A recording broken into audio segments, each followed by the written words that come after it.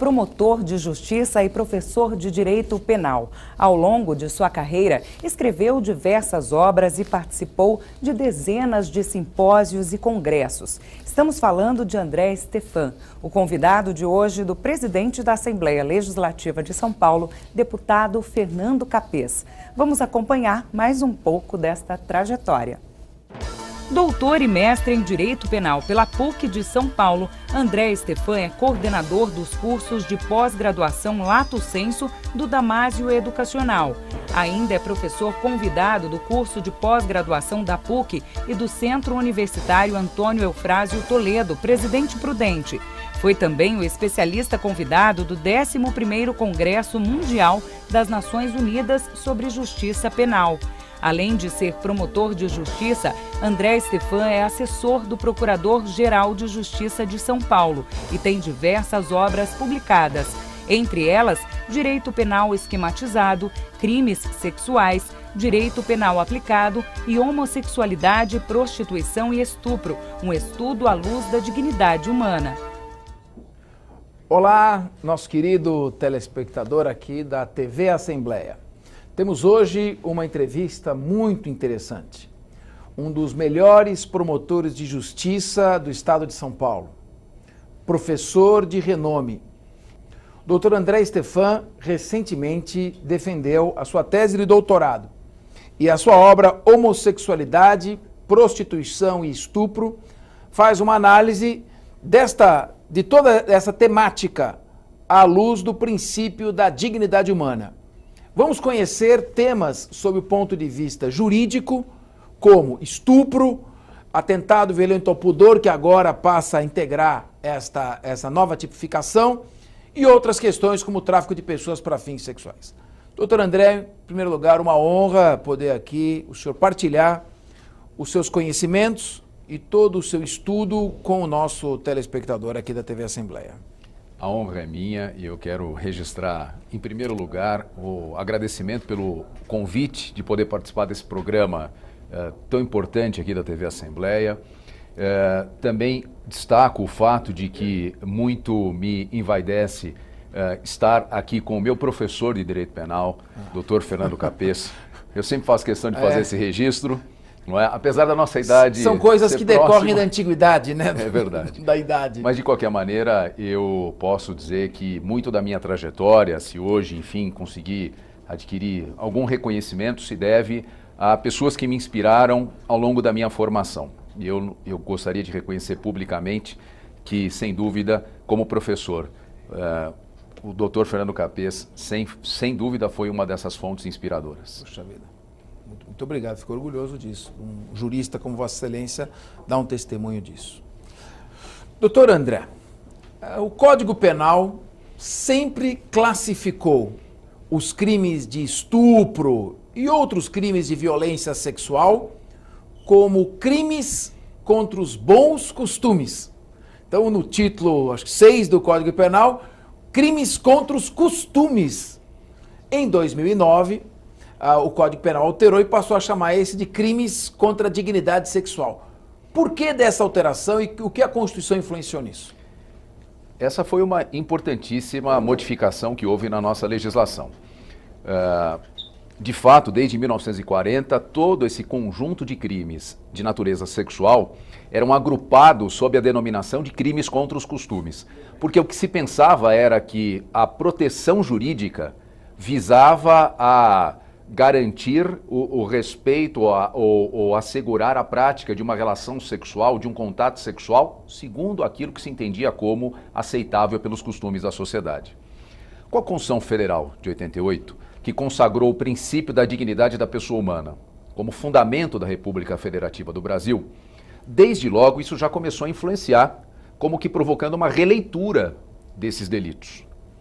E em 2009, demorou 21 anos para acontecer, a Constituição de 88, a alteração legislativa de 2009, de fato houve um avanço importante na nossa legislação nesse aspecto. Então, a denominação deixou de ser crimes contra os costumes e, como foi bem lembrado, se tornou crimes contra a dignidade sexual. Muitos poderiam colocar, mas isso foi uma alteração apenas de denominação jurídica, não é? Isso não teria reflexos práticos. Pelo contrário, é o fato, me parece, de a Constituição, ou melhor, de o Código Penal reconhecer a influência inegável que a Constituição lhe produz. E isso implica numa releitura dessas infrações, das infrações que compõem esse conjunto, os chamados crimes sexuais. Só é possível compreender a dignidade sexual como consectário do princípio da dignidade da pessoa humana. Perfeito. E os reflexos que isso produz, me parecem, são muito sensíveis à luz de 3 aspectos da criminalização da sexualidade. O aspecto da homossexualidade, da prostituição e o estupro, que é, sem dúvida, o mais importante dos crimes contra a liberdade sexual. Então, o objetivo do trabalho que resultou na elaboração desse livro foi justamente tentar estabelecer uma releitura a partir dessa premissa de que a dignidade sexual não pode ter outra leitura senão como fruto do princípio da dignidade da pessoa humana e como isso implicaria nesses 3 eixos que foram abordados no trabalho. Querido telespectador, é importante a gente frisar que o Dr. André Stephan é um cientista do direito, ele é um jurista, ele pesquisa a Constituição, os princípios constitucionais e estuda a legislação a partir desses princípios. Ele não tem um viés ideológico ou um viés político, é um viés puramente jurídico de interpretação dos princípios. Então, o que ele está dizendo? Até então, cometer um crime de violência sexual era atentar contra os costumes da sociedade. A partir da Constituição, não. É um atentado à dignidade da pessoa humana. E esse princípio da dignidade da pessoa humana acabou influenciando não apenas o tratamento penal, criminalizatório do estupro, como também influenciou outros temas que não são crimes, mas são questões que afetam outro tipo de interpretação fora do direito, que é a questão da prostituição e, num outro patamar, obviamente, a homossexualidade. Então eu pergunto, qual o tratamento jurídico que a nossa legislação confere à homossexualidade e à prostituição? Bom, são temas que me parecem, né, por isso que abordados no trabalho, me parecem extremamente importantes. Primeiro, no tocante à homossexualidade. Nós temos um dispositivo legal no Código Penal Militar, né, porque temos 2 legislações militares paralelas no Brasil, o Código Penal Comum e o Código Penal Militar. Esse é aplicável na esfera militar, tanto estadual quanto nas Forças Armadas. Pois bem, nesse Código Penal Militar existe um dispositivo que até pouco tempo atrás se intitulava pederastia. Pederastia, ou seja, a homossexualidade masculina, não é? Que tradicionalmente é a compreensão que se dá à pederastia. Pederastia ou outro ato libidinoso. E esse dispositivo do Código Penal Militar incriminava aquele que praticasse relação de natureza homossexual. Ou não, também servia para alcançar relações de natureza heterossexual praticadas em ambiente sujeito à administração militar. O que é importante destacar? O conteúdo desse artigo abrangia relações sexuais consentidas. Um contato sexual entre 2 pessoas sem que houvesse qualquer tipo de constrangimento, ou seja, o ato consentido, o consentimento dos 2. Bom, o Código Penal Militar é de 1969 e no trabalho que foi desenvolvido se buscou também a origem desse dispositivo. E todas as grandes legislações, os códigos notadamente, sempre são elaborados e têm junto de si a chamada exposição de motivos. Perfeito. Que são enumeradas as razões que levaram à construção daquela norma. Em toda lei tem uma justificativa antes. Né? Exatamente. Essa justificativa e no código a exposição de motivos. Muito bem. A exposição de motivos do Código Penal Militar, ao se referir a essa figura pederastia, dizia, olha, o objetivo é tentar acabar com esse mal. E aí depois, quando se verificava o tipo penal, vinha lá a descrição. Outro aspecto foi feito também na pesquisa, que é um aspecto histórico, foi uma consulta, não é? Uma pesquisa jurisprudencial de decisões de tribunais, sobretudo de tribunais militares, para verificar a quais casos concretos que esse artigo era aplicado. Não é? E se notou, nos últimos anos em menor número, mas nos anos anteriores, nas décadas anteriores, com uma incidência muito maior de aplicação desse crime a relações homossexuais consentidas no âmbito das Forças Armadas. E aí o que se questiona é, pode o direito penal punir uma relação homossexual ou não consentida? Não há dúvida que a esfera militar tem as suas peculiaridades, porque existe dentro do ambiente militar, de uma maneira muito intensa, o regime de disciplina e hierarquia. Isso é inegável, não é? Então, aqueles que entendem que esse dispositivo se justificaria, afirmam que a prática da relação sexual seria um grave atentado, mesmo havendo consenso, seria um grave atentado contra a hierarquia e disciplina. Mas o que a gente procurou questionar é, sim, mas até que ponto um dispositivo pode se intitular pederastia? Ou seja, anunciar aos destinatários dessa lei penal que o que se pretende punir é a homossexualidade, sobretudo a homossexualidade masculina. Será que isso seria uma forma válida de se utilizar o direito penal, tendo um público-alvo específico, os homossexuais? Me parece que não. Não posso deixar de registrar que em outubro do ano passado, em outubro de 2015, esse tema foi abordado pelo Supremo Tribunal Federal. E o Supremo Tribunal Federal, me parece, eu diria, perdeu uma oportunidade para dar um recado mais vigoroso com relação ao alcance da dignidade da pessoa humana na esfera da criminalização da sexualidade. Por quê? Porque o Supremo disse o seguinte, o que se pedia na ação que foi julgada no STF era que esse dispositivo fosse considerado inconstitucional, incompatível com a Constituição, entre outros argumentos pelo princípio que nós já citamos aqui. O que a Suprema Corte decidiu? Que o dispositivo deveria ser mantido, porém retirando-se a expressão pederastia da denominação, de maneira que hoje o crime se chama ato libidinoso. Certo. E com relação à definição, ao tipo penal, à conduta que se considera incriminada, praticar ato homossexual ou não. O Supremo retirou a expressão homossexual ou não. Ou seja, pune-se ainda a prática de atos sexuais. Mas o Supremo disse, olha, eu vou tirar a palavra homossexual e a palavra pederastia porque isso tem uma carga discriminatória. E é verdade, é inegável. Ele disse, o Supremo perdeu uma oportunidade por quê? Me pareceu assim. Porque ele, digamos, caminhou 80% da jornada que deveria ter trilhado. Né? Faltou um pouquinho mais. Faltou o Supremo Tribunal Federal, me parece, e com todo respeito, evidentemente, alguns ministros ficaram vencidos, né? Haviam acolhido integralmente a ação. Faltou uma mensagem clara para dizer, olha, é absolutamente incompatível com a Constituição Federal, com o direito penal pautado pelo princípio da dignidade da pessoa humana, punir alguém por sua opção sexual, meramente por sua opção sexual. O que é válido é proteger a dignidade sexual quando alguém é violado em sua intimidade, quando alguém é ofendido em seu direito de escolha, não é? Mas não quando o ato é consensual, não é? Enfim, isso foi abordado. Mas esse é um aspecto da homossexualidade. O outro aspecto que a gente procurou abordar é um que a legislação brasileira não contém e nos parece deveria conter, que é a criminalização da homofobia. A homofobia, enquanto discriminação, atitude discriminatória, aquele preconceito de caráter segregatório contra homossexuais, é um comportamento tão grave que merece a criminalização. Tem que ser punido com vigor. Eu destaco, por exemplo, uma lei paulista, e muitos estados também têm legislação nesse sentido, que considera atos de homofobia infrações de natureza administrativa, sujeitando aqueles que praticam esses atos ao pagamento de uma multa. É o máximo que o Estado de São Paulo pode fazer, porque os estados... legislação estadual. Perfeito. Os estados não podem legislar sobre matéria penal.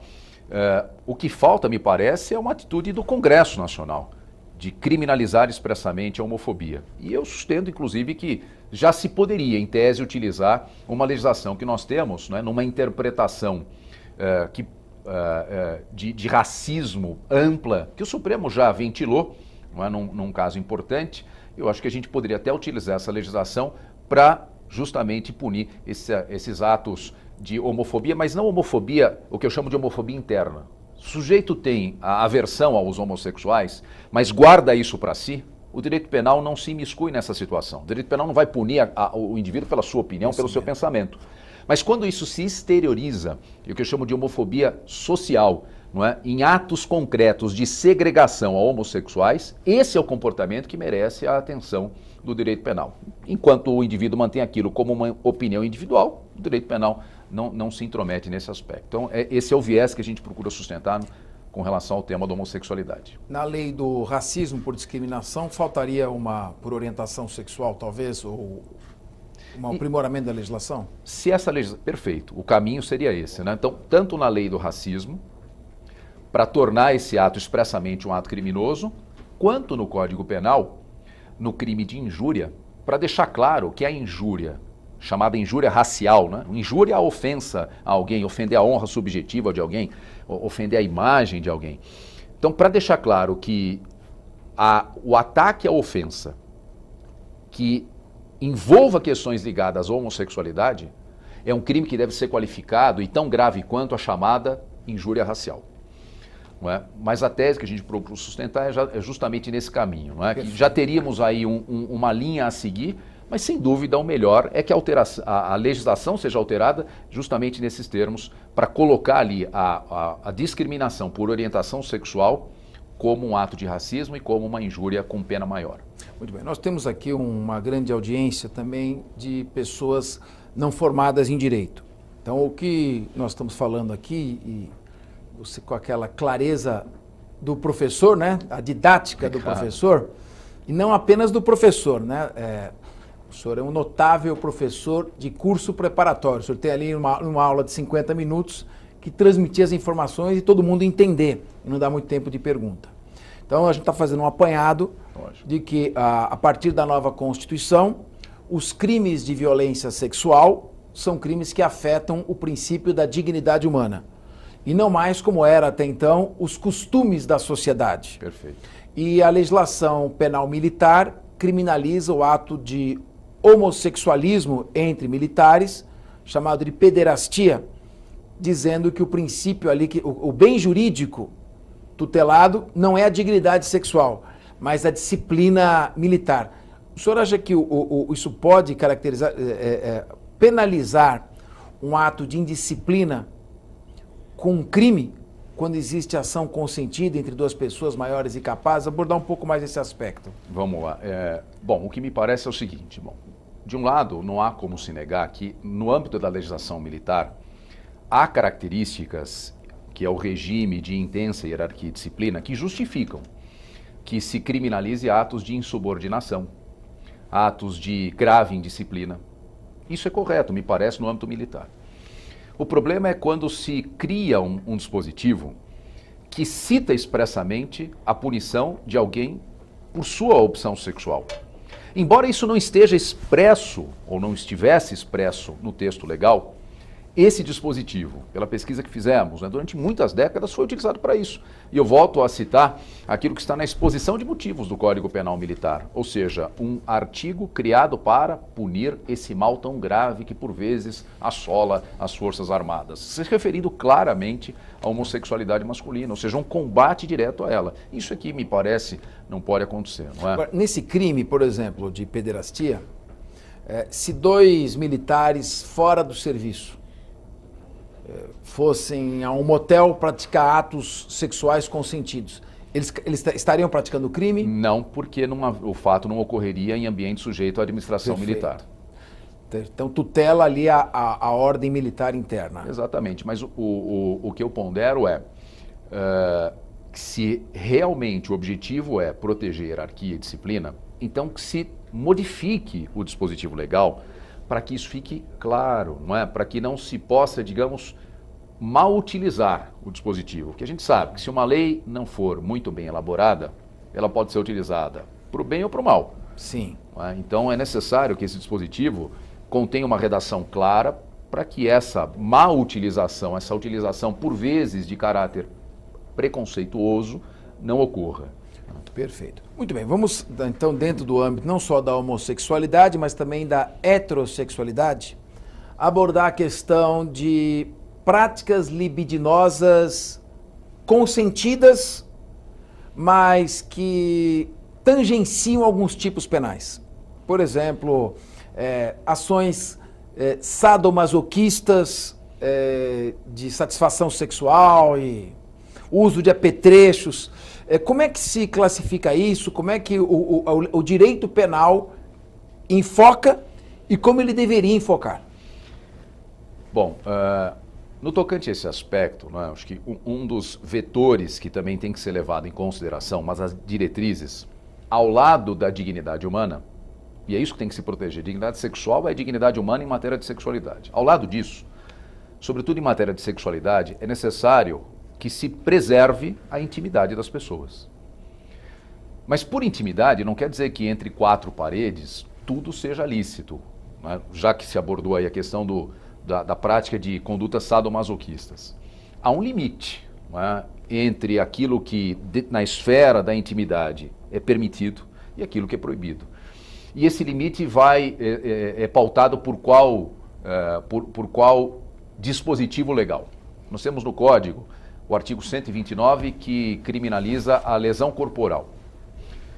Veja, todo ato sexual, de regra, envolve em algum aspecto, em maior ou menor medida, um ato de violência. Uma violência sutil, uma violência que não machuca, uma violência que pode fazer parte até daquele jogo de intimidade. Agora, se porventura esse ato de violência configura aquilo que a lei denomina lesão corporal grave ou lesão corporal gravíssima, nesse caso o comportamento não é protegido pela esfera da intimidade. Nesse caso o comportamento tem relevância penal. Então, o que é importante reconhecer é todo ato sexual, em maior ou menor intensidade, tem, em certa medida, algo de violento em si, né? Não uma violência no sentido pejorativo, de agredir, de malferir a pessoa, né? Aquele contato pode ter. Pode haver ali um contato que faça parte do jogo sexual, né? Isso tem que ser levado em conta, é o princípio da intimidade. No entanto, quando isso parte para uma agressão, ainda que seja consentida, e essa agressão resulta em lesão grave ou gravíssima, aí não há dúvida, não há que se falar em intimidade, não há que se falar em consentimento, aí sem dúvida o direito penal atua nessa esfera. E quem fixa esse limite? É a interpretação jurisprudencial, é a análise do caso concreto, das suas peculiaridades, ou a própria natureza das lesões? Se grave ou gravíssima caracterizou um crime, se leves não caracterizou? Eu acho que esse é o caminho, né? O caminho é se pautar pelos parâmetros normativos. Perfeito, objetivo. Né? Parâmetros objetivos que constam da lei. Então, lesão grave, gravíssima, conforme aquilo que prescreve o nosso Código, esse ato tem natureza criminosa, ainda que tenha havido, porventura, o consentimento. Né? Há um limite. Lesão grave ou gravíssima é por causa da intensidade da lesão ou uma classificação? Muitas vezes pode ter uma lesão que aos olhos de um leigo seja uma lesão grave, mas não é classificada como tal. Como é que fazer essa diferença para o nosso telespectador? O que é lesão grave, o que é lesão gravíssima e o que é lesão leve? Verdade, essa é uma ótima pergunta, né? Porque às vezes a gente utiliza termos que a pessoa interpreta, bom, lesão grave, ela forma uma imagem mental, mas não é exatamente aquilo que consta do dispositivo da descrição legal. Então, são exemplos de lesão de natureza grave. Uma lesão que provoque perigo de vida. Então, uma agressão que provocou um perigo à vida da pessoa. Né? Um outro exemplo de lesão grave é aquela que faz com que a vítima fique afastada de suas ocupações habituais por mais de 30 dias. Quer dizer, o ferimento foi tão grave que ela não pôde exercer suas ocupações normais durante 30 dias ou um período superior. Esses são exemplos de lesão grave. Dizer, o Código Penal coloca ali, lesão grave, quando acontecer isso. Gravíssima, quando acontecer... Perfeito. Fora destas hipóteses, que são classificações já expressas na lei, a lesão não é nem grave nem gravíssima, e aí não caracterizaria o crime no caso dessa prática sexual consentida. Perfeito. Até porque, pela nossa legislação, naquilo que o Código, né, que nós chamamos de lesão corporal leve, por opção do legislador, esse tipo de comportamento, ele só tem relevância penal, só pode ser apurado, investigado e punido num processo criminal se houver a vontade da vítima. Aqui a lei exige uma figura chamada representação da vítima. Ou seja, a vítima tem que manifestar a vontade, o interesse de ver o agente processado. Do contrário, se ela não manifestar esse interesse, nada pode ser feito. Não pode ter uma investigação penal, não pode ter um inquérito, não pode ter um processo, não pode ter nada. Ou seja, esse é o critério, quer dizer, resultou lesão leve, então nesse aspecto isso fica na esfera do consentimento da vítima. Tanto que nesse tipo de resultado, só a palavra da vítima vai determinar se há ou não algum tipo de investigação ou processo criminal. Agora, quando a lesão é grave ou gravíssima, pelo critério do legislador, não depende da palavra da vítima. Se o fato chega ao conhecimento, por exemplo, do delegado de polícia, ele vai ter o dever de investigá-lo. Mesmo que a vítima diga, não quero, a lesão grave ou gravíssima não depende da vontade dela. Perfeito. E aí o delegado vai investigar e, colhendo-se as provas adequadas, o promotor vai processar criminalmente e, se em juízo aquilo ficar demonstrado, certamente o réu será condenado por esse tipo de crime. Muito bem. Só para fechar esse tema, e depois nós vamos passar a abordagem da prostituição e do estupro. Mas aí, como a obra trata homossexualidade, prostituição e estupro, vamos concluir ainda o tema da homossexualidade. A questão de alguns meses atrás, houve um atentado numa boate gay na cidade de Orlando. Um ato típico de intolerância por orientação sexual. E recentemente nós tivemos uma lei que criminalizou o terrorismo de uma maneira um pouco mais específica do que a nova, chamada de nova, mas antiga Lei de Segurança Nacional de 1983. E nessa tipificação do terrorismo tem terrorismo decorrente de várias intolerâncias, mas faltou a tipificação do terrorismo por intolerância sexual. Nós estamos ainda distantes de uma realidade ou de uma consciência de combate mais efetivo à homofobia quando ela se traduz em atos de violência e discriminação? O tema da homossexualidade, o tema da criminalização da homofobia é um tema, sem dúvida, extremamente sensível, que por vezes coloca posições ideológicas antagônicas em confronto. E às vezes, no debate legislativo, essas opiniões ideológicas são muito fortes, não é? E se há uma barreira muito grande, às vezes, não é, o tema não se desenvolve. O fato como procurou se destacar aqui no começo, no trabalho que nós elaboramos, na pesquisa que foi feita, nós procuramos ao máximo, não é, nos apartar dessas questões ideológicas e tentar fazer uma abordagem estritamente jurídica do assunto. E do ponto de vista jurídico, a gente percebe esse descompasso. Seja qual for a ideologia, o fato é necessário que se conceda uma proteção do direito penal aos homossexuais tão intensa quanto aquela que se concede a outras minorias. Quer dizer, então, há uma série de minorias que já são protegidas, a gente está falando aqui, obviamente, no âmbito das leis, não é? Infelizmente, nem sempre as leis são aplicadas como nós gostaríamos que fossem, não é? Não basta só alterar a lei, lógico, não é? A gente sabe disso, mas no aspecto da legislação. Então, existem várias minorias que têm, do ponto de vista das leis penais brasileiras, uma adequada proteção. Mas essa em particular dos homossexuais, veja, lógico, falamos muito aqui de homossexualidade masculina, mas eu estou falando de homossexualidade de modo geral, masculina ou feminina. Não é? Essa merece proteção, seja masculina, seja feminina, seja qual for a modalidade, não é? Enfim, as pessoas têm que ser respeitadas por sua orientação sexual e não se deve admitir, pelo princípio da dignidade da pessoa humana, que outras pessoas que têm opinião contrária aviltem os homossexuais, não é? Expressamente, assintosamente, não é?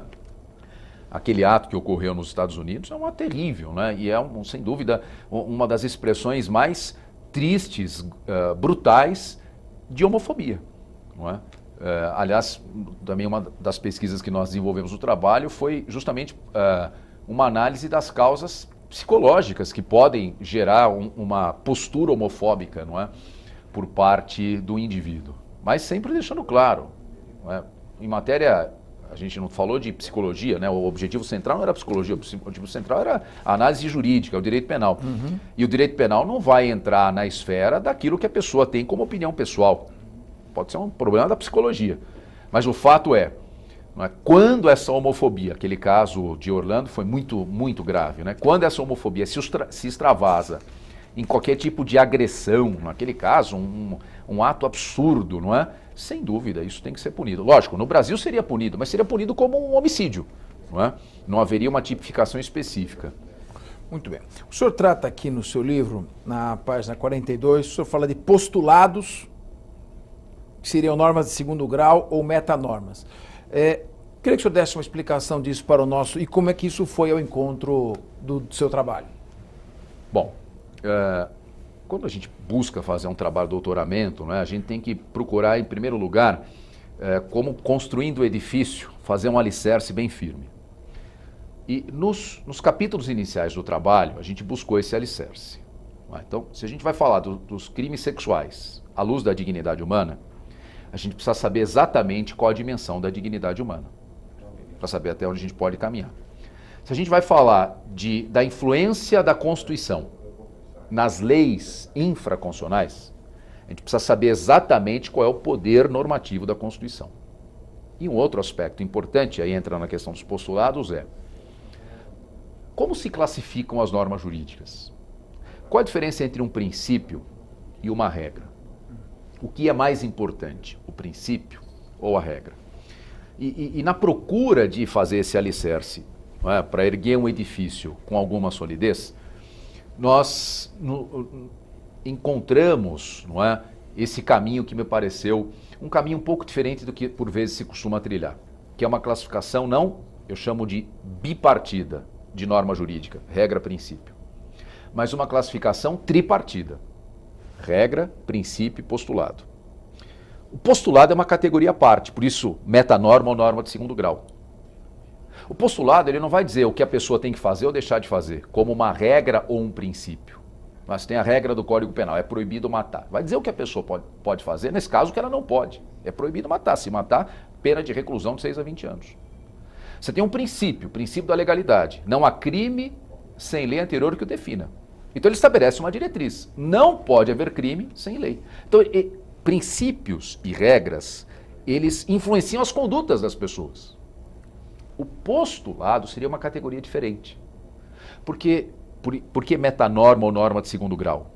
Porque a finalidade do postulado é orientar a aplicação dos princípios e regras. O postulado não vai reger a nossa vida.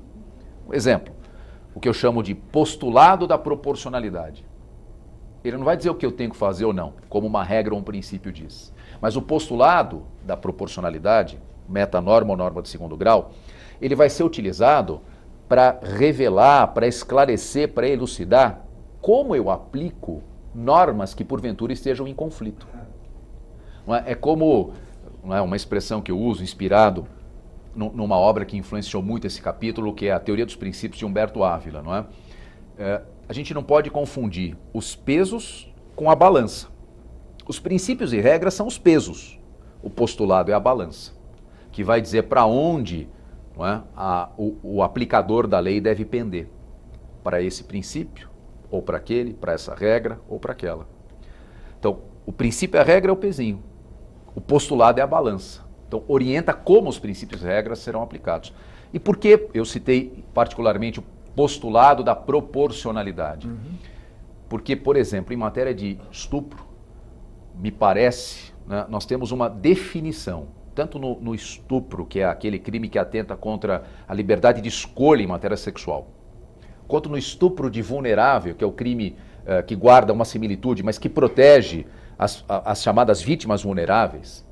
São tipos penais, a princípio, muito bem construídos. Mas quando se analisa o alcance enorme que esses dispositivos têm, nós começamos a perceber um tratamento desproporcional. Condutas que a gente verifica, olha, a pena grave que o legislador aplica é correta, porque o ato é grave mesmo e merece esse tipo de rigor. Mas essa mesma pena é aplicada com idêntico rigor, portanto, para situações que não têm a mesma gravidade. Isso faz com que a balança fique desequilibrada e o postulado da proporcionalidade procura justamente recompor essa, digamos, falta de nivelação que deve haver na legislação. Perfeito, muito bem. Bom, vamos falar um pouquinho agora, concluindo a abordagem da homossexualidade à luz do seu trabalho, do seu doutorado, da sua pesquisa. Vamos falar um pouquinho da prostituição. Perfeito. A prostituição, que muitos dizem é a profissão ou atividade das mais antigas do mundo. Sem dúvida. Nas ruínas de Pompeia, deixadas ali pelo vulcão Vesúvio, encontra-se ali um prostíbulo e pessoas que foram calcinadas durante o ato sexual decorrente de um contrato de prostituição. Isso século I depois de Cristo. Qual o tratamento que a prostituição recebe no Brasil e no mundo? Bom, de fato, a introdução à pergunta é muito pertinente, não é? Eu digo isso pelo seguinte, porque em todos os temas que foram abordados, a gente procurou também fazer um levantamento histórico, desde a antiguidade, passando pela Idade Média, Idade Moderna, Idade Contemporânea, legislação atual no Brasil e outros países. E até chegar nesse ponto. Bom, qual o tratamento jurídico que se dá à prostituição hoje? Existem alguns modelos que nós chamamos de modelos tradicionais e outros que nós chamamos de modelos modernos, não é? Eu vou chamar de sistemas aqui. Então, basicamente, quais são os sistemas de tratamento da prostituição? Há o chamado sistema não intervencionista. Ele foi adotado, por exemplo, recentemente na Espanha. O que seria esse modelo não intervencionista? Esse modelo que não criminaliza a prostituição, aliás, isso é um ponto comum na legislação de todos os países do mundo, quase todos os países do mundo, de não considerar a prostituição em si um crime, ou mesmo um ato ilícito. É assim modelo no Brasil, mundial esse? Modelo mundial. Não em todos os países do mundo. Tem países de regime teocrático. Sem dúvida. Mas na grande maioria dos países do mundo, notadamente os países ocidentais. Pois bem, mas falando do modelo não intervencionista. Esse modelo não considera a prostituição uma atividade criminosa e não considera crime as atividades que ocorrem no chamado entorno da prostituição. Então, se um empresário realiza, enfim, uma atividade de exploração econômica da prostituição, isso por si só não é um ato criminoso, chamado sistema não intervencionista. Há o outro modelo, que eu chamo de modelo ou sistema abolicionista. Por que ele recebe esse nome abolicionista? O Brasil se enquadra nesse perfil. Sistema abolicionista, eu diria, esse nome ele tem, digamos, uma carga um pouco ideológica nele, não é? E um certo marketing envolvido, porque é um sistema que foi criado no final do século XIX, a partir do movimento feminista, com a bandeira de erradicar a prostituição. Então ela é vista como um mal. Então ele se chama abolicionista por isso, porque visa a erradicá-la. Esse modelo também não considera a prostituição um ato criminoso ou mesmo ilegal. O Brasil não considera, a prostituição não é ilegal no Brasil. Então, a mulher que se prostitui ou o homem que se prostitui, por si só não comete, por fazê-lo não comete nenhuma ilegalidade e não ofende nenhuma lei brasileira. Tudo bem, pode ofender os costumes, a opinião, a moral, etc., mas nenhuma lei brasileira. Muito bem, só que esse modelo, diferente do anterior, ele criminaliza o entorno da prostituição. Então, qualquer atividade ao redor da prostituição que de alguma forma a incentive é considerada criminosa no Brasil. Muito bem. Qual é o resultado disso? E por que isso tem a ver com a ideia do abolicionismo? Então, a proposta é, não vamos punir a prostituta ou o prostituto, mas vamos punir tudo que está ao seu redor, para sufocar a prostituição, para com isso, entre aspas, extirpar esse mal. Okay. Bom, criminaliza o cafetão, o rufião e o empresário que tem a casa de prostituição, a pessoa que incentiva a outra a se prostituir. Perfeito. Todas essas pessoas. Aquele que vive às custas de alguém que se prostitui. Uhum. Pois bem, esse modelo, eu disse, do final do século XIX. O objetivo era erradicar a prostituição. Passado mais de um século, essa meta foi atingida? Não. Claro que não. Evidente que não. Não é? Bom, e aí o que se verifica? Qual o resultado desse modelo? Esse modelo, na prática, ele faz com que a chamada prostituição autônoma seja lícita. Ou seja, a mulher ou o homem que sozinhos resolve se prostituir, age licitamente. Não há nenhuma lei que possa ser aplicada contra, pelo simples fato de se prostituir. Lógico, se praticar um crime, é evidente, aí é outra história. Mas esse fato não é criminoso. Agora, a chamada prostituição intermediada, essa é criminosa. Por quê? Indiretamente incriminada, porque se algum empresário, de alguma forma, procurar estabelecer meios econômicos para fomentar essa prática, ele é enquadrado na lei. Então isso gera já uma distorção. Por que é possível a prostituição autônoma e por que não é possível a prostituição intermediada? Ah, porque o objetivo é erradicá-la. Já se mostrou absolutamente falho esse sistema, se realmente esse é o objetivo. Segundo, isso faz com que o profissional do sexo, se quiser efetivamente exercer essa atividade, só possa fazê-lo individualmente, sem a proteção, por exemplo, de terceiros, que por vezes podem... Ou seja, isso expõe, por exemplo, os profissionais do sexo a atuarem na rua, sujeitos à própria sorte. Isso gera também algumas incoerências, me parece. Um empresário que desenvolve, por exemplo, uma empresa de filmes de caráter pornográfico, ele também é um empresário que lucra com o sexo alheio. Mas a sua atividade é reconhecida como válida.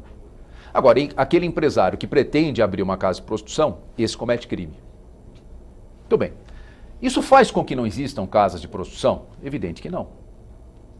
O que isso faz é com que elas existam, porém fiquem clandestinas. Porém exerçam sua atividade, por vezes, na maioria das vezes, de forma clandestina. Às vezes não, às vezes de forma aberta, escancarada. Às vezes ostensiva e hipocritamente tolerada. Hipocritamente tolerada. E tolerada de que forma?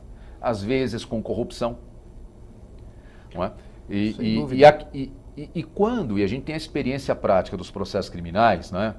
Somos promotores de justiça, as investigações que chegam da delegacia de polícia, as investigações que são feitas, que apuram esse crime de casa de prostituição, são investigações que atuam sobre esses pequenos empresários. Então é aquela casa de prostituição do bairro que tem uma estrutura assim, mas as grandes casas de prostituição não há investigação. Isso também gera uma hipocrisia.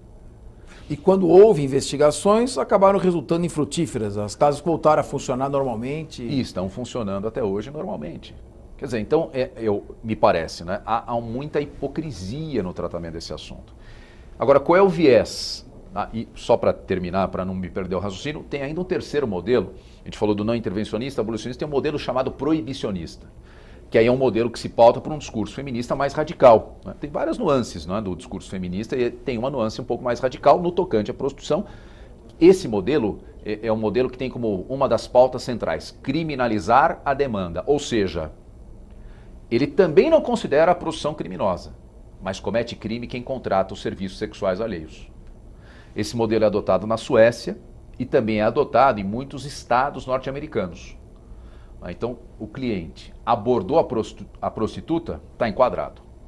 Se tiver um policial ali, prende em flagrante. Por quê? Porque ele abordou a prostituta. É a criminalização da demanda. Não é? Qual é o discurso por trás desse modelo proibicionista?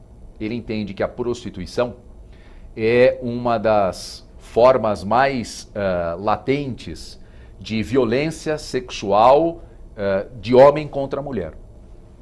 Me parece que o argumento não é tão forte, porque esse é um raciocínio que ignora, por exemplo, o fato que existe prostituição masculina.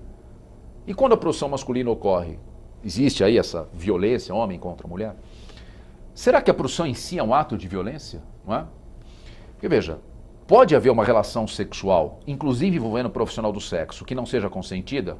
Pode haver, mas isso chama-se estupro. E para isso já temos lei. Agora, quando há o consentimento, não é?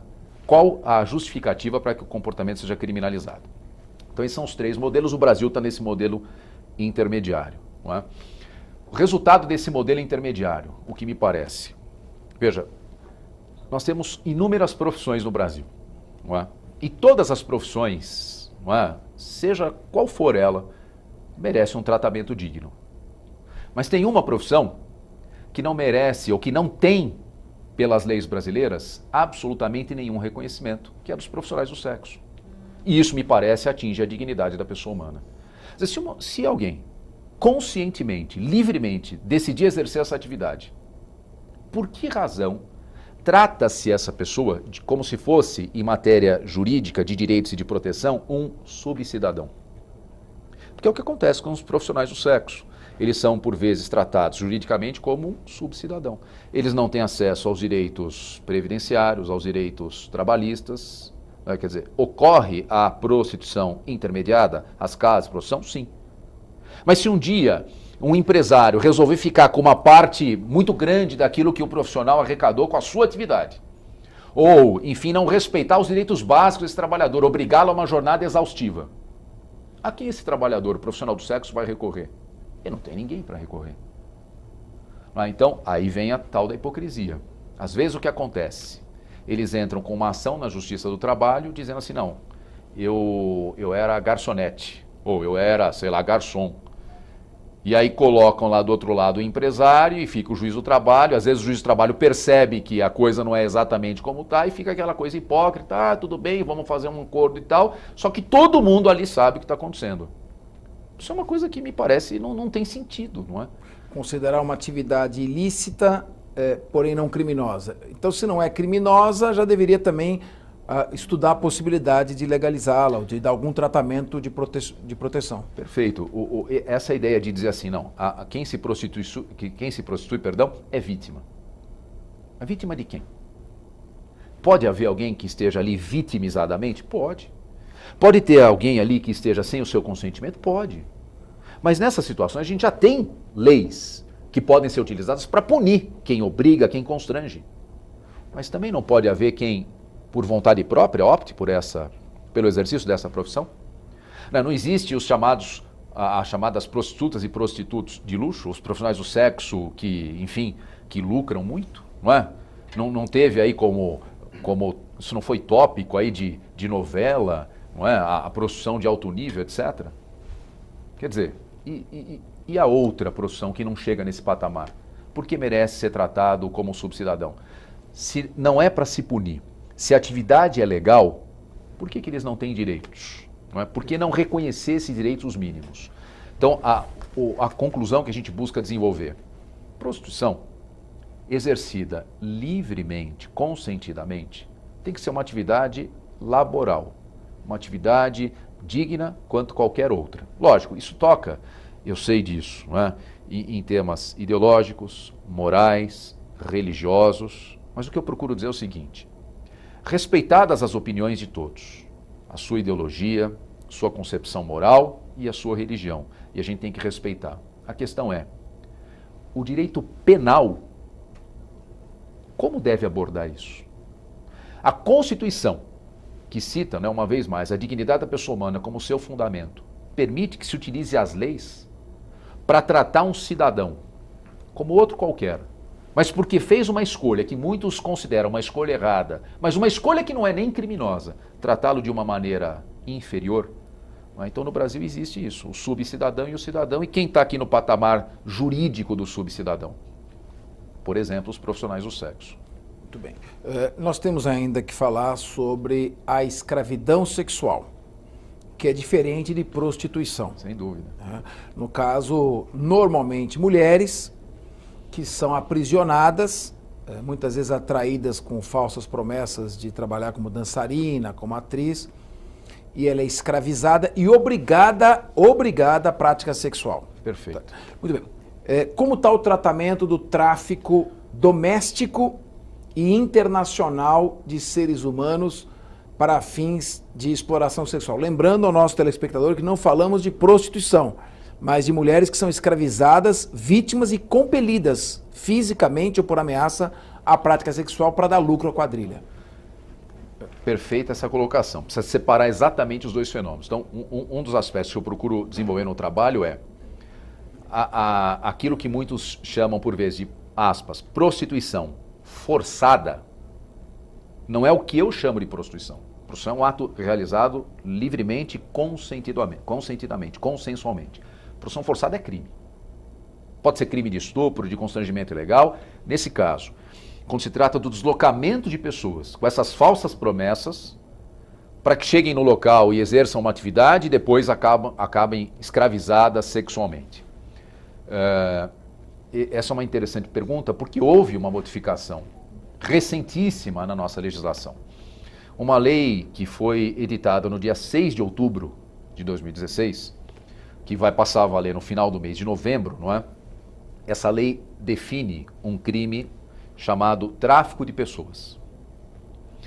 E esse tráfico de pessoas, ele pode se dar em várias formas, né, ou com vários objetivos. Então existe o tráfico de pessoas para fins de extração de órgãos, o tráfico de pessoas para fins de trabalho escravo e o tráfico de pessoas para fins de prostituição. Onde se encaixa esse fenômeno? Então, como se dará o tratamento jurídico, não é? A partir de então? Haverá um crime, e esse era, inclusive, um dos assuntos que eu abordei no trabalho.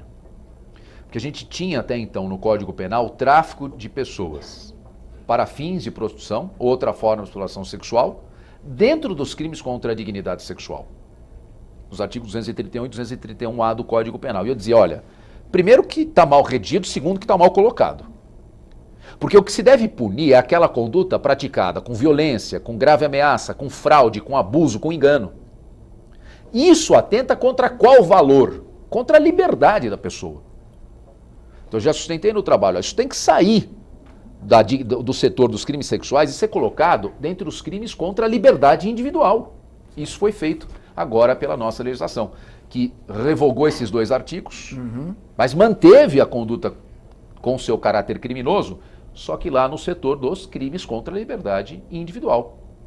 Então você tem o crime de sequestro ou cárcere privado, em seguida você tem o crime de redução à condição análoga de escravo, e depois, agora na sequência, o crime de tráfico de pessoas, para extração de órgãos, para prostituição ou exploração sexual, tráfico de pessoas, inclusive para outras finalidades, né? Tudo ali discriminado no artigo 149A. Saiu do título dos crimes contra a dignidade sexual e agora integra esses crimes que sequestram a liberdade, contra a liberdade que atingem a liberdade individual, que é o local correto. Que é o correto. Que é o local correto. E isso já, me parece, já representa a incorporação de uma premissa. Se é para proteger a liberdade individual, então é preciso verificar se a conduta de fato atingiu a liberdade. Não é? Então, se houve abuso, se houve violência, etc, etc, isso de fato ocorreu e aí sim o crime se configura. Muito bem. Bom, vamos falar um pouquinho do estupro. Nós estamos aí... Muito interessante a entrevista, o tempo está passando rapidamente, nós já estamos com quase 1 hora de programa, mas é preciso que o nosso telespectador também se informe a respeito desse tratamento. Para o Código Penal, o que é estupro? Um homem pode ser estuprado? Pode, tanto homem quanto mulher, não é? Até 2009 havia... Até 2009 o homem não podia ser estuprado. Não podia ser estuprado, né? O crime era outro, não é? Para que todos bem entendam aqui. Era um crime chamado de atentado violento ao pudor, quando o homem era, entre aspas, estuprado. Hoje não. Hoje o estupro é um crime que protege vítimas tanto do sexo feminino quanto masculino. O que é o estupro em si? O estupro é o principal crime contra a liberdade sexual. O direito de escolha em matéria sexual. A gente tem direito de escolher o parceiro, o momento de realizar o ato sexual, e a gente tem que saber que o outro parceiro também tem que escolher e tem que ser um ato efetuado consensualmente, como um acordo. Se não houvesse como um acordo, porque alguém se utiliza de violência para obrigar alguém a praticar o ato sexual, ou grave ameaça para obrigar a vítima a praticar o ato sexual, configura-se o estupro. A questão é a seguinte: pela definição que nós temos na lei brasileira, o estupro, que é um crime hediondo, punido com 6 a 10 anos de prisão, ele engloba a prática forçada de qualquer ato libidinoso. O que é ato libidinoso? Que é a expressão que a lei utiliza. Qualquer ato tendente à satisfação do desejo sexual. E o que é um ato tendente à satisfação do desejo sexual? Pode ser um coito vaginal, a introdução do pênis do homem na vagina da mulher. Pode ser um coito anal. Pode ser a chamada felação ou sexo oral. Mas também pode ser outros atos, como passar a mão na região genital da vítima.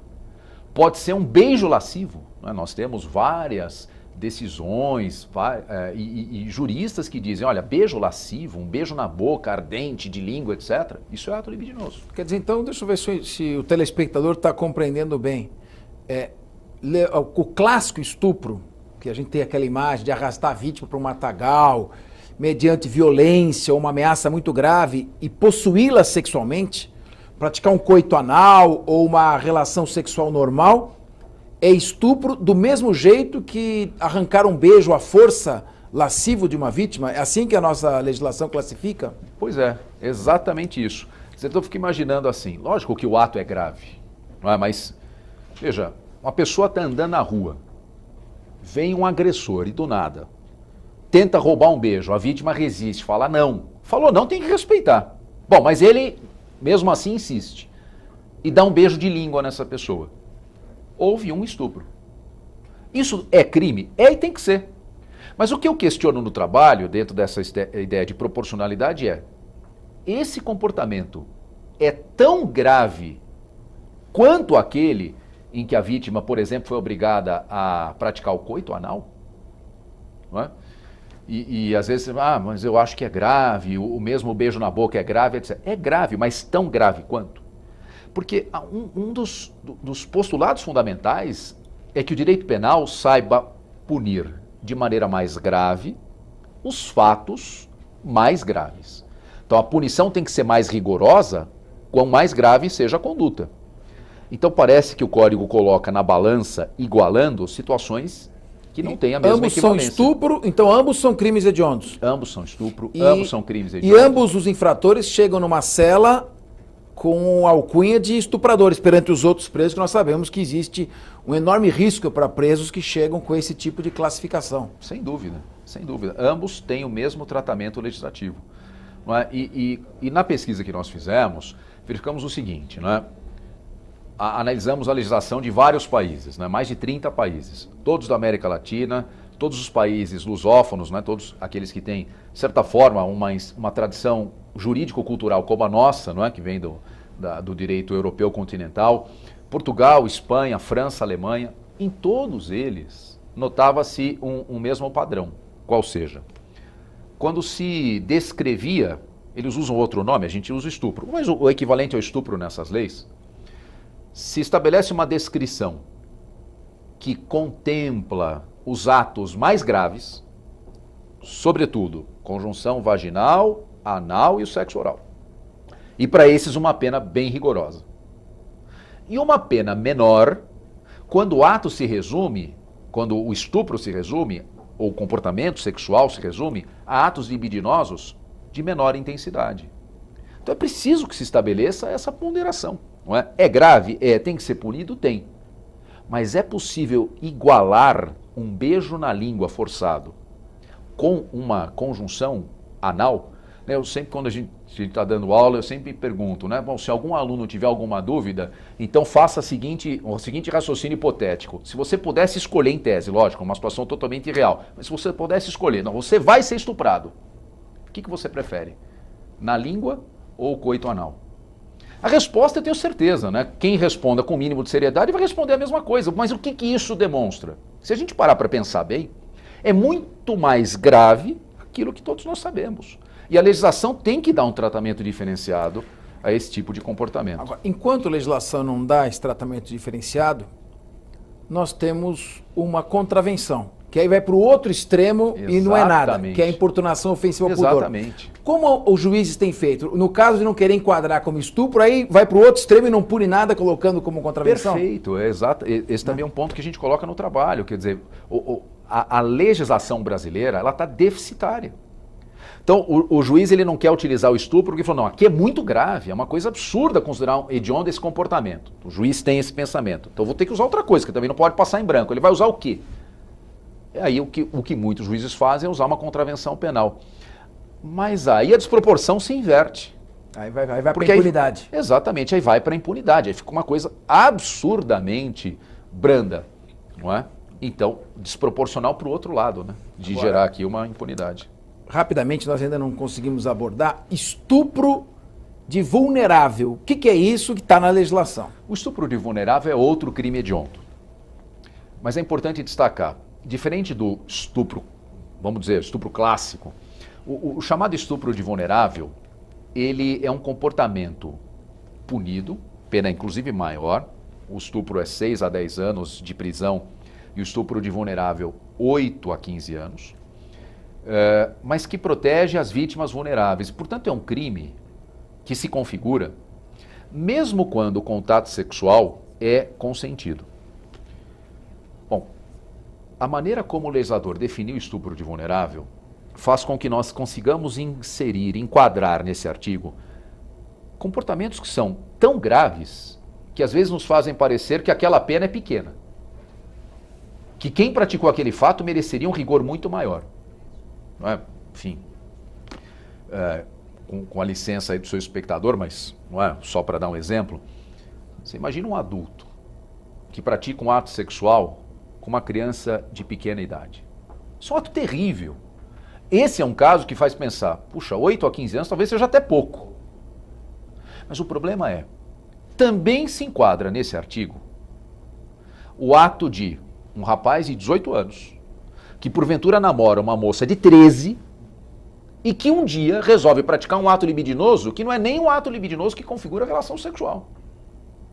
Eu fico imaginando, um dia a moça chega para ele, pô, você não vai fazer nada? E ele então diz assim, não, faço um carinho. E o carinho que ele faz com ela, o carinho de natureza sexual é uma carícia no seio, por exemplo. Ele está enquadrado no mesmo artigo. Ele agiu contra a vontade dela? Não, mesmo que ela tenha dito, eu quero, ele praticou o estupro de vulnerável. Você vai dizer, bom, mas aí nesse caso, a polícia nem vai ficar sabendo. Sim, e quem é considerado vulnerável? O que é é vulnerável? Pois é, vulnerável pela definição legal é, entre outras, toda pessoa menor de 14 anos. Então se ela tem 13, ela já se enquadra nesse conceito de vulnerável. Quer dizer, bom, esse fato vai chegar ao conhecimento da polícia? Bom, se de repente ela tiver um pai aí que fique sabendo, quer dizer, que você fez isso com a minha filha, você acariciou o seio da minha filha, vou na polícia. Bom, aí vai se instaurar uma investigação que não depende da vontade dela nem de ninguém. E isso pode resultar no final, o que me parece uma barbaridade, numa punição por um crime hediondo. Ele vai ser condenado a 8 anos de prisão. E me permita, eu faço um paralelo. Se ele tivesse uma arma e desse um tiro no peito da sua namorada, numa discussão acalorada, por ciúme, etc., ele poderia ficar sujeito a uma pena de prisão de 6 a 20 anos por um crime de homicídio. Mas se ele fizer a carícia no peito, o mínimo é 8. Tiro no peito, o mínimo é 6 de prisão. Carícia no seio, o mínimo é 8. Isso é uma coisa surreal, que se encontra na nossa legislação e que eu acho que precisa ser revista, não é? E o trabalho também buscou analisar essa frente. O senhor falou da vítima menor de 14 anos. E se a carícia for feita no dia do aniversário dela de 14 anos? No dia em que ela completa 14 anos? Aí não há o estupro de vulnerável. E esse é um ponto interessante, não é? Mas é um ponto que eu diria, é quase insolúvel. Não é? Sempre haverá aquela faixa etária, a partir do momento que o conceito leva em conta a idade, e não há país que não leve em conta a idade. O que muda de um país para outro é a idade utilizada.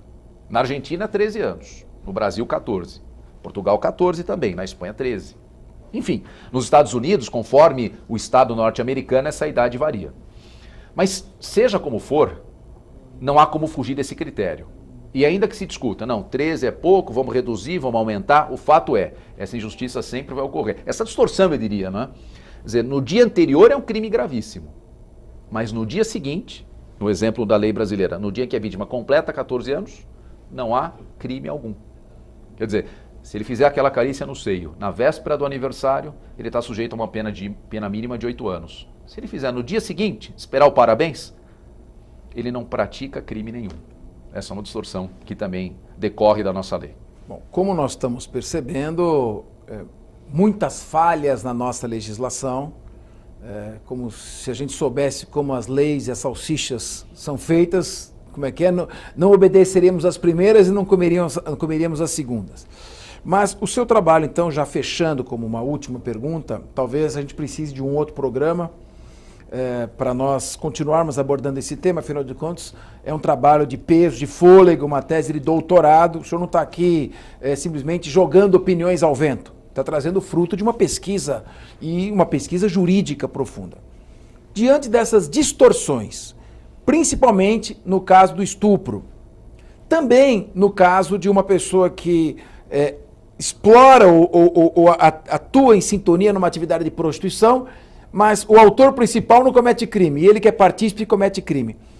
Há possibilidade no seu trabalho do postulado da proporcionalidade, quando for fazer esse sopesamento, levar o juiz a negar vigência à própria lei que incrimina? Eu creio que sim. Eu creio que sim. Com relação a essa distorção que nós destacamos no tocante ao estupro, o que eu digo é, o Poder Judiciário pode e deve, em casos extremos, manejar o princípio da proporcionalidade e, eventualmente, por respeito à Constituição, afastar a incidência de um dispositivo legal. Nossa jurisprudência já fez isso não é inédito. A tese, a ideia, a premissa, o Judiciário pode, em casos extremos, aplicar a proporcionalidade e afastar a incriminação, é algo que já foi aceito pela jurisprudência. E é o que eu sustento nesses casos, nesses chamados casos extremos, né? Nesses casos extremos, né, e a gente procurou aqui justamente trazer alguns deles, o judiciário não pode ficar, digamos, impassível diante disso.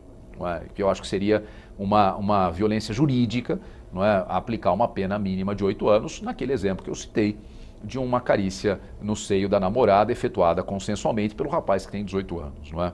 Então o juiz pode e deve, me parece, manejar esse postulado dentro de verificar qual a norma jurídica correta, não é, para dar ao fato o tratamento adequado e proporcional que ele merece. Nós tivemos aqui, vocês e eu, o prazer e o privilégio de desfrutarmos desta hora de informações, de lições, com o professor doutor e promotor de justiça, Dr. André Stefan, que veio aqui nos trazer detalhes da sua obra Homossexualidade, Prostituição e Estupro, recém-lançada aqui pela editora Saraiva. Até o próximo Discussão Nacional.